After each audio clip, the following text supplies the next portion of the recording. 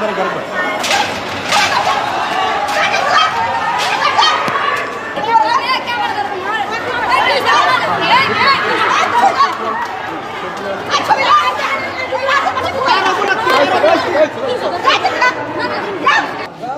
মার এত বড় কলিজা পুলিশের মাধ্যমে বলা যায়। পুলিশ কি কোর্ট থেকে অর্ডার পাইছিল? এটা শ্রীমঙ্গে যখন ঘুরতে গেছিলাম, আচ্ছা আচ্ছা, রাজ তুলেছে। আমার হাত কোথায়? রাজের হাত কোথায়? তুমি দেখো না?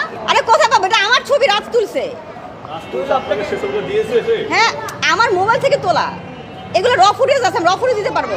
আচ্ছা, এখন রাজ আপনাকে কি আশ্বস্ত করেছে? আপনি কেন ওই বাসার সামনে অনশন? আমাকে রাজ কিছু এখন আপাতত বলে নাই। এত কিছু প্রমাণ থাকার পরেও কেন সে বিয়ে করতে চাচ্ছে? ভাইয়া, রাজ এখন কোথায় আছে সেটা আমি জানি না। রাজ আমার কোথায় লুকিয়ে আছে তা পোলারে।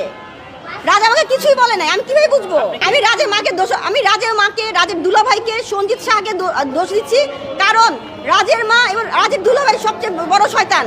এত কিছু হবার পর আমাকে তারা অ্যাকসেপ্ট কেন করবে না? কেন করবে না? পুলিশ এসে কেন তার মার ভাগা দিল? কোর্ট থেকে কোনো অর্ডার পায় না, পুলিশ কেন ভাগলো? আমার একটাই কথা, থানা থেকে পুলিশ কেন আসলো এবং তার মা কেন ভাগলো?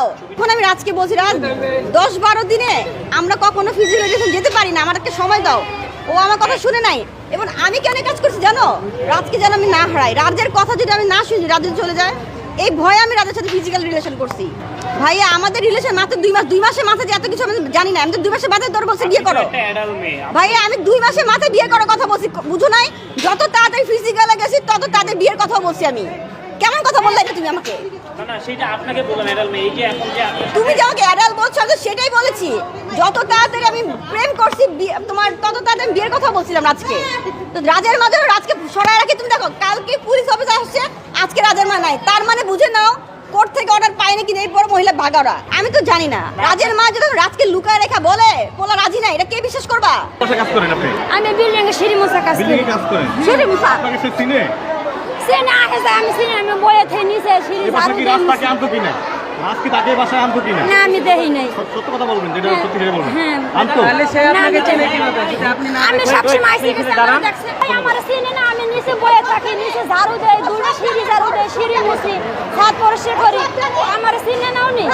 আচ্ছা, নূপুরকে বলে এই বাসায় এনেছে, আপনি কি দেখেছিলেন? না, আমি দেখি না। এই চুপ করেন। তুমি না সিনা, সত্যি কথা বলো।